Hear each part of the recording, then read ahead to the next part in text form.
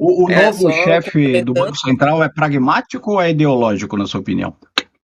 Então, é isso que a gente vai descobrir, né, Américo? Ele é o Kevin Warsh.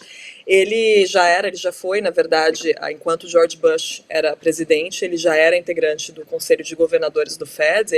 Foi o integrante mais jovem da história, com 35 anos. Então, ele tem muita experiência. Agora, a questão é que havia toda uma disputa para quem seria o nome indicado por Donald Trump. E Kevin Warsh fez algumas declarações que pareciam muito alinhadas com o que Donald Trump queria, mas, ao mesmo tempo, como a Thaís bem coloca, não há um ambiente para esse tipo de política que Donald Trump quer no momento aqui nos Estados Unidos. E essa era a grande queixa de Jerome Powell, que era o presidente do Fed até então.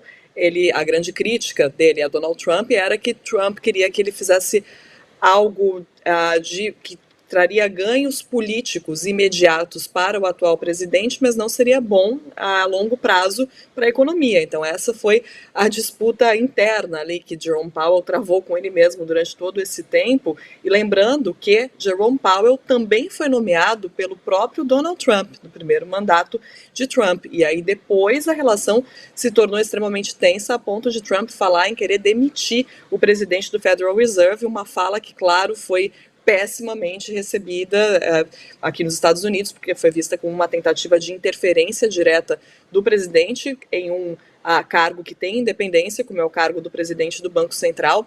Então, Jerome Powell se tornou alvo de todas essas críticas e é um dos protagonistas dessa briga pública, né, com Donald Trump, com pressões e cobranças de Donald Trump, e ele travando essa batalha ali sobre que lado escolher, né, e no fim das contas acabou se opondo mesmo a Donald Trump e não cedendo às pressões de Donald Trump.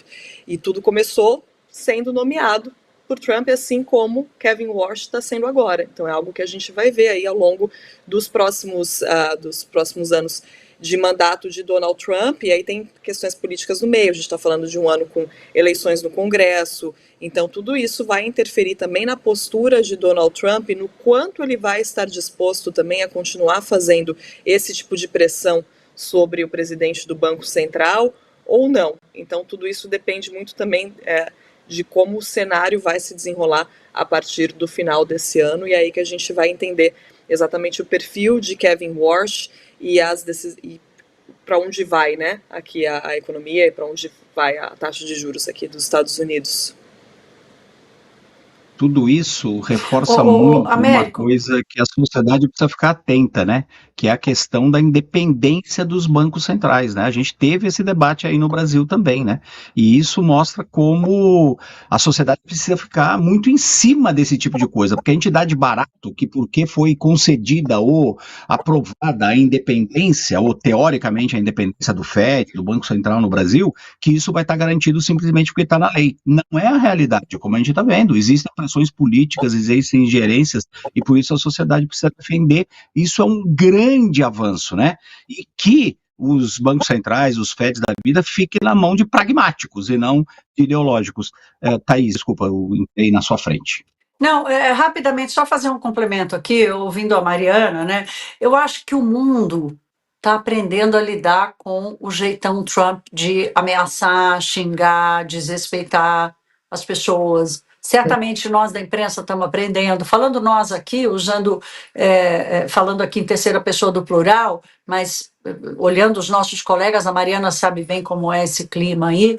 A mesma coisa vale para os banqueiros centrais, a mesma coisa vai valer para os empresários, a turma vai aprendendo a lidar. É óbvio que ele continua com a caneta na mão e pode tomar decisões perigosas, mas essa coisa da ameaça, como objetivamente ela acabou não se dando do ponto de vista do Banco Central, talvez seja um antídoto natural que tenha aparecido aí nos Estados Unidos. Não levar pelo valor de face e as ameaças que ele faz, porque é assim que ele opera, e a gente vê cada vez mais as pessoas, as instituições, os países, às vezes ignorando, às vezes. Uma coisa que não funciona também é bater de frente com ele, né? Completamente de frente, porque isso acaba também criando vários problemas. Mari? Não, eu achei interessante vocês comentarem isso e a Thaís trazer essa questão de como os jornalistas também estão aprendendo a lidar com isso, porque é algo cada vez mais constante, né? Os ataques do Trump à imprensa são cada vez mais constantes, principalmente a mulheres, e isso está cada vez mais claro também. Os homens não sofrem nem de perto a quantidade de ataques que as mulheres jornalistas sofrem com o governo Trump. E é interessante perceber a reação dos colegas, ou das colegas principalmente, porque aí eu acho que é muito parecido com o que outros chefes, aqui outras autoridades também estão fazendo, que é não deixar esses ataques que são, claro, absurdos, e é uma linha muito difícil você entender o que é que precisa ser destacado, o que é que precisa ser combatido, o que não dá para aceitar, mas ao mesmo tempo não deixar isso tomar o lugar das decisões importantes que estão sendo tomadas, das perguntas que estão sendo feitas. Então não deixar o holofote ir para essa espetacularização, porque afinal de contas a gente tem que lembrar que Trump é um homem de TV, é aquela história dele ser o showman, e isso continua valendo. Quando ele estava brigando com Zelensky na Casa Branca, no Salão Oval, e todo mundo assistia, eu estava na sala de imprensa na hora, vendo com outros repórteres ali do lado, todo mundo quieto, assim, chocado com aquele bate-boca, com aquela gritaria, e aí Trump solta no meio disso: nossa, isso vai dar ótima televisão, this is gonna be great TV.